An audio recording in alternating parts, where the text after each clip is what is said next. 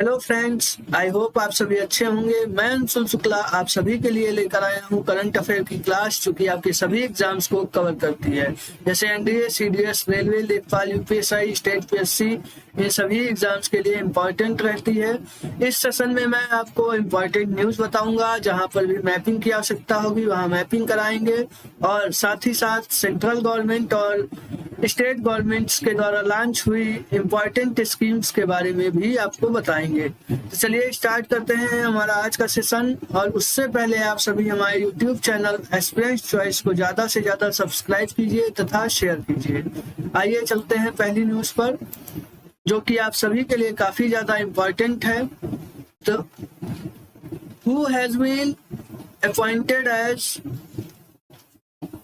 49th chief justice of India, यानी कि 49वें मुख्य न्यायाधीश के रूप में किसे नियुक्त किया गया है, या 49वें मुख्य न्यायाधीश के रूप में किसने शपथ ग्रहण की है। इसका करेक्ट आंसर हो जाएगा यूयू ललित जी। यूयू ललित जी को अभी हाल ही में 49वें मुख्य न्यायाधीश के रूप में नियुक्त किया गया है। इन्होंने एनवी रमना जी का स्थान ग्रहण किया है, जो कि 48th नंबर के सीजेआई थे। सुप्रीम कोर्ट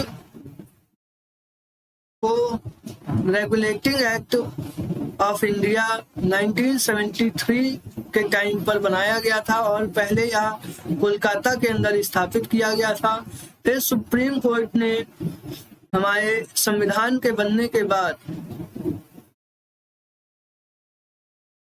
जनवरी 1950 से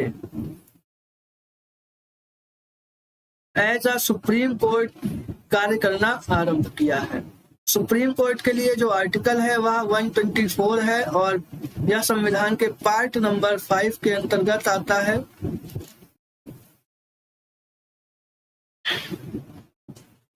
यूयू ललित जी का जो कार्यकाल है वह 74 डेज तक रहने वाला है, यानी कि जो सीजीआई होते हैं उनका जो रिटायरमेंट होता है वह 6 ईयर या फिर 65 ईयर एज होने तक की इनको अपने पद पर रहना होता है। तो इस हिसाब से इन्हें 75 डेज के लिए अपॉइंट किया गया है। सुप्रीम कोर्ट के अंदर जो इस टाइम पर जज हैं उनका रेशियो 33+1 है, और सुप्रीम कोर्ट के जो सीजीआई होते हैं यानी जो चीफ जस्टिस होते हैं उन्हें भारत का राष्ट्रपति यानी प्रेसिडेंट शपथ ग्रहण कराता है। और जो इस टाइम पर प्रेसिडेंट बनी है वह द्रौपदी मुर्मू जी हैं, जो कि झारखंड की राज्यपाल भी रह चुकी हैं 2014 से, और यह इंडिया की first women tribal women president है।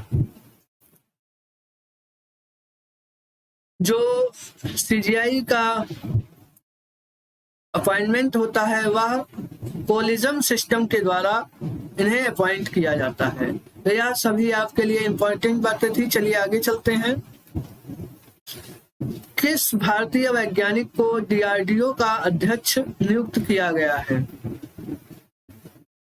इसका करेक्ट आंसर हो जाएगा समीर वी कामत जी को डीआरडीओ का हाल ही में अध्यक्ष नियुक्त किया गया है। इन्होंने सतीश रेड्डी जी के स्थान को ग्रहण किया है।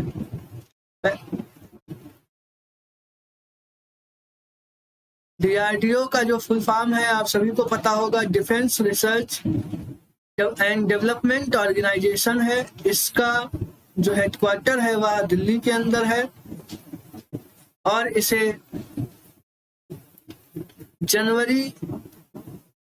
अगस्त 1958 में बनाया गया था।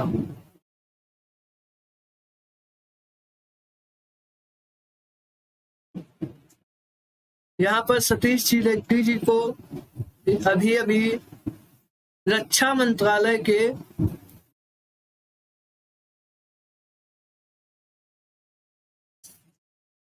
साइंटिफिक एडवाइजर के रूप में नियुक्त किया गया है।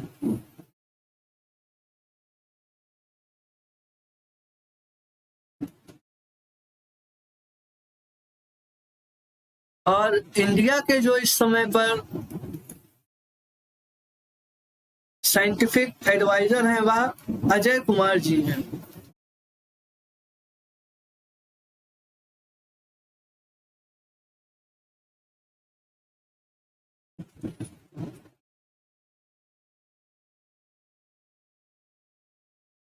डीआरडीओ ने अभी हाल ही में पिनाका रॉकेट लॉन्चर को टेस्ट फायर किया है और साथ ही साथ अग्नि की जो नई सीरीज है अग्नि 5 को भी यहाँ पर टेस्ट फायर किया हुआ है।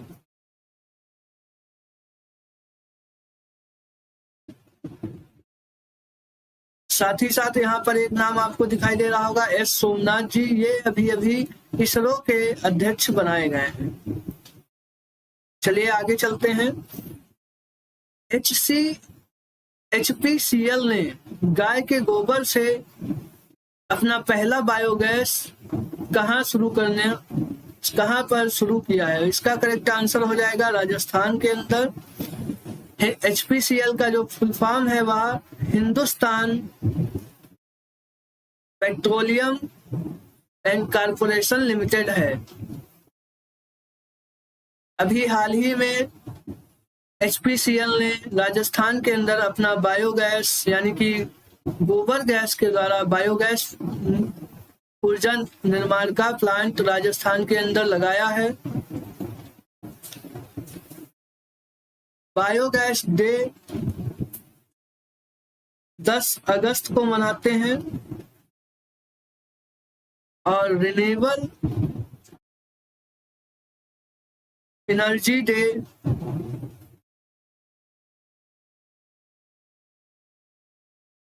20 अगस्त को मनाया जाता है। रिन्यूएबल एनर्जी इंडेक्स के अंदर भारत का स्थान तीसरे नंबर पर आता है।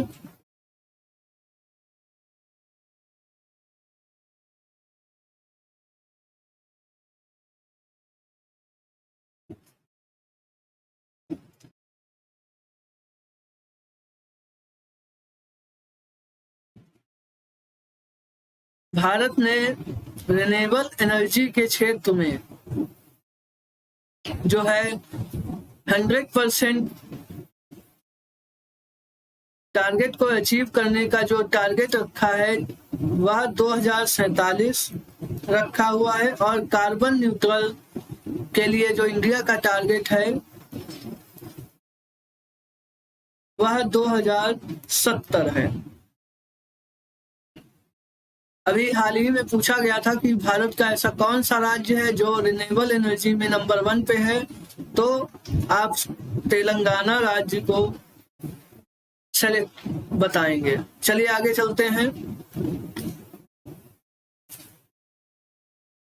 हाल ही में एससीओ के रक्षा मंत्रियों की बैठक कहाँ होगी? इसका करेक्ट आंसर हो जाएगा उज्बेकिस्तान की राजधानी ताशकंद के अंदर। एससीओ के डिफेंस मिनिस्टर्स की बैठक यानी इनकी मीटिंग यहाँ पर कंडक्ट की जाएगी। एससीओ का जो फुल फॉर्म है वह शंघाई कॉरपोरेशन ऑर्गेनाइजेशन है और इसका जो हेडक्वार्टर है वह बीजिंग के अंदर स्थित है। शंघाई से आप लोग इसे शंघाई के अंदर इसका हेडक्वार्टर नहीं समझिएगा, इसका बीजिंग के अंदर हेडक्वार्टर है।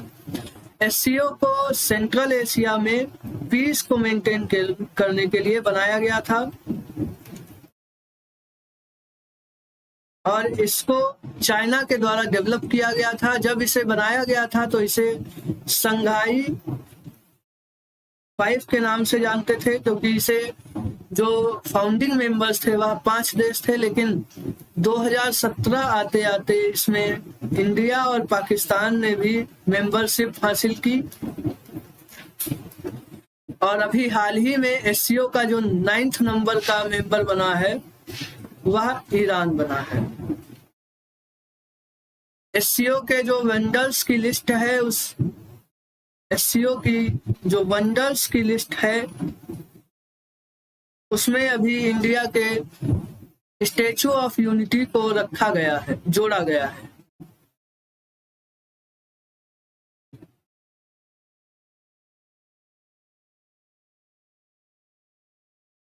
चलिए आगे चलते हैं।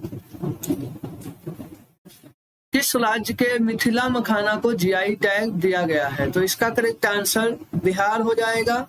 बिहार आप सभी को पता ही है, यहाँ पर अभी हाल ही में एक बार फिर से नीतीश जी ने सीएम के लिए अपनी शपथ को ग्रहण किया है। ये लगातार 4 बार सीएम बन चुके हैं बिहार के लगातार, और इन्होंने सबसे अधिक बार सीएम होने का भी जो खिताब है अपने नाम किया है। 8 बार ये सीएम पद के लिए शपथ को ग्रहण कर चुके हैं। बिहार की राजधानी पटना है, आप सभी को पता है। यहाँ पर डॉल्फिन के लिए कंजर्वेशन सेंटर को बनाया जा रहा है।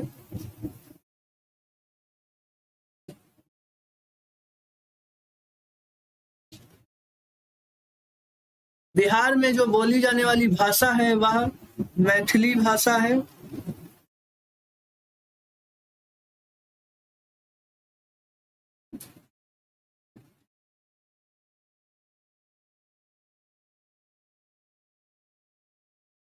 बिहार के अंदर शाही लीची को भी जीआई टैग मिला हुआ है। जीआई टैग के लिए जो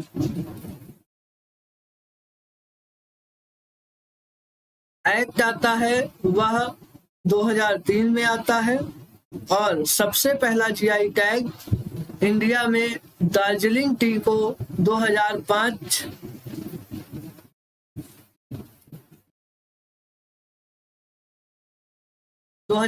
में दिया गया था।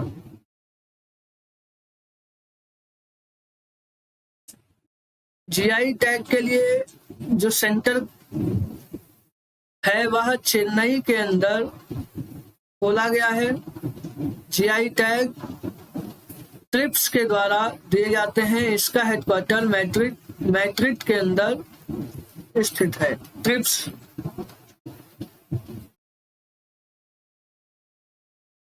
चलिए आगे चलते हैं।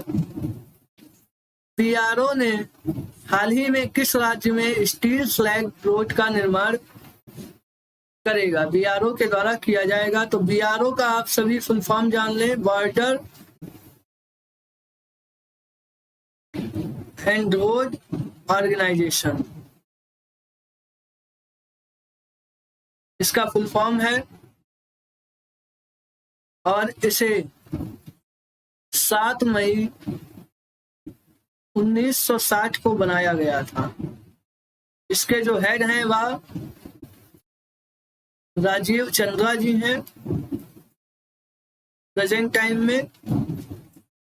अब आते हैं इस बात पे कि स्टील स्लैग रोड क्या है। तो स्टील स्लैग रोड जो है, पहले इसका आंसर जान लीजिए कि बीआरओ ने स्टील स्लैग रोड का निर्माण किस राज्य में करने के लिए कहा है। तो यह अरुणाचल हो जाएगा।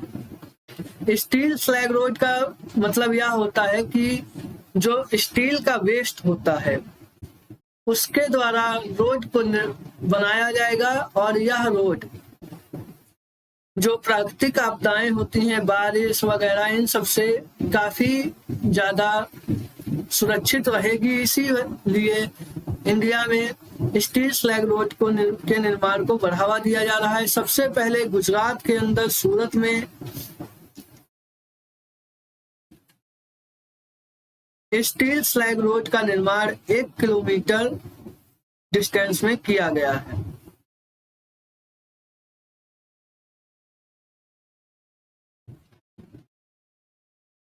अरुणाचल आप सभी को पता है, इसकी राजधानी ईटानगर है, और यहाँ पर जो सीएम है वह पेमा खांडू जी हैं।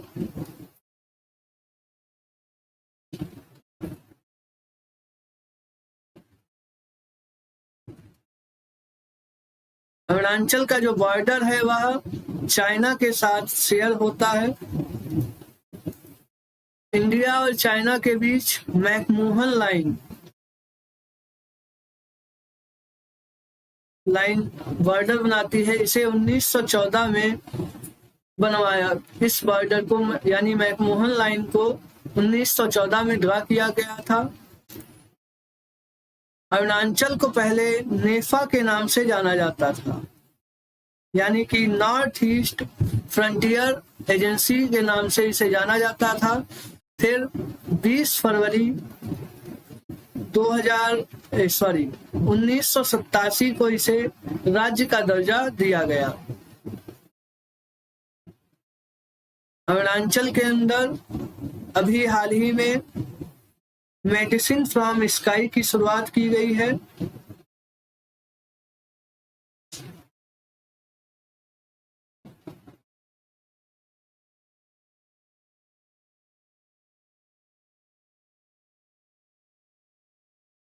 यह पायलट बेस पर इस योजना को शुरू किया गया है। मेडिसिन फ्रॉम, यह जो योजना है मेडिसिन फ्रॉम स्काई, इसको लॉन्च करने वाला सेकेंड नंबर का स्टेट बना है।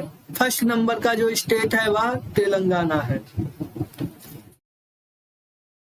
और इन्होंने इस योजना के लिए वर्ल्ड इकोनॉमिक फोरम के साथ में टाई अप किया हुआ है। अरुणाचल में जो है, आगे चलते हैं हम। ये रहा अरुणाचल का मैप, और इधर ये जो आपको ये लाइन दिखाई दे रही है, ये मैकमोहन लाइन इसका बॉर्डर बनाती है। अरुणाचल में पहले 12 डिस्ट्रिक्ट हुआ करते थे, लेकिन अभी यहाँ पर 3 डिस्ट्रिक्ट को बढ़ाया गया है और अब यहाँ पर 15 डिस्ट्रिक्ट हो चुके हैं। यहाँ पर विधानसभा सीटें 60, लोकसभा 2 और राज्यसभा सीटें 1 हैं। यहाँ पर लोहित नदी, सियांग नदी, काफी इंपॉर्टेंट नदियां हैं यहाँ की। और यहाँ पर Namdapha national park,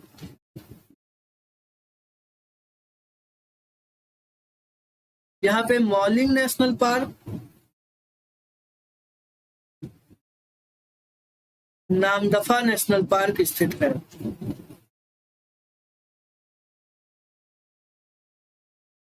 Namdapha national park ऐसा नेशनल पार्क है जिसके अंदर फ्लाइंग स्क्वैरल पाई जाती है, यानी कि उड़ने वाली गिलहरी। यहाँ पर नामदफा नेशनल पार्क में पाई जाती है।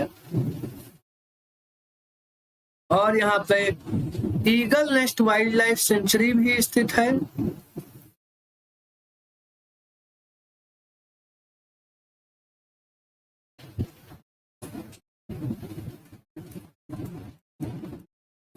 अरुणाचल ने अभी परशुराम कुंड को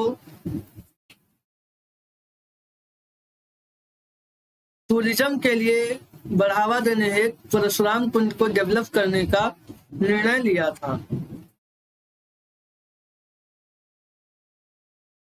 इसकी राजधानी आप सभी को बता ही दी कि इसकी राजधानी ईटानगर है। चलिए आगे चलते हैं। और यहीं पर साथ ही साथ दीफू पास पाया जाता है, जो कि ड्राई जंक्शन के नाम से जाना जाता है, दीफू पास। आगे चलते हैं, चलिए।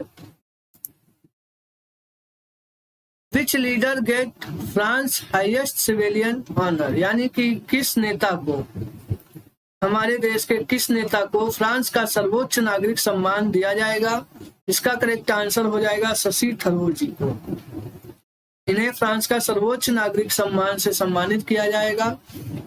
अभी हाल ही में मोदी जी को सियोल पीस प्राइज से भी सम्मानित किया गया है, जो कि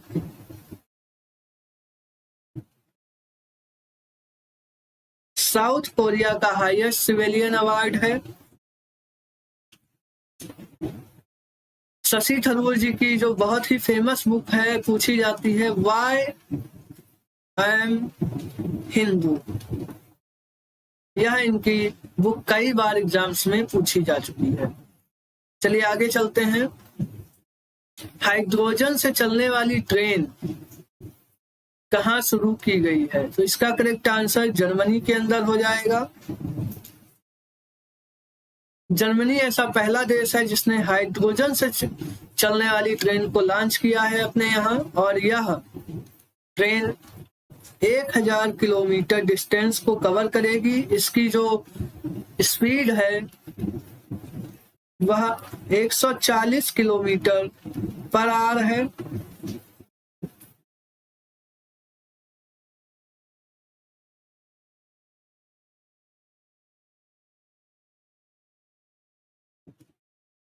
जर्मनी के जो इस समय पर चांसलर हैं ओलेफ जी हैं। साथ ही साथ आपको पता है अभी जापान ने एक अनाउंसमेंट किया था कि वह एक ऐसा ट्रैक बिछाएंगे जो कि अर्थ से मून तक की जाएगा। आप सभी को पता है कि जापान ने अभी ड्राइवरलेस ट्रेन की भी जर्मनी ने ड्राइवरलेस ट्रेन को भी अभी शुरुआत की थी बर्लिन के अंदर। जर्मनी की जो कैपिटल है वह बर्लिन है।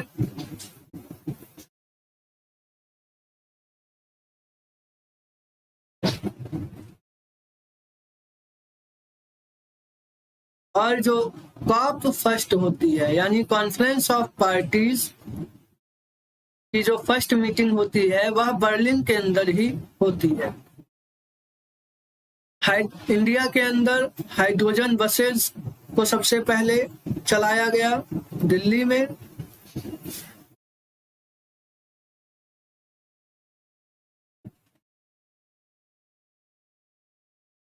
सबसे पहले दिल्ली, फिर लद्दाख में इसको लॉन्च किया गया और उसके बाद चंडीगढ़ के अंदर हाइड्रोजन बसेस को लॉन्च किया गया है। चलिए आगे चलते हैं। तो यह था हमारा आज का सेशन। आई होप आप सभी को अच्छा लगेगा। आप हमारे YouTube चैनल को ज्यादा से ज्यादा सब्सक्राइब कीजिए और शेयर कीजिए। अभी कुछ ही जल्दी आप सभी को साइंस की क्लासेस भी हमारे चैनल पर मिलेंगी। चलिए, थैंक यू।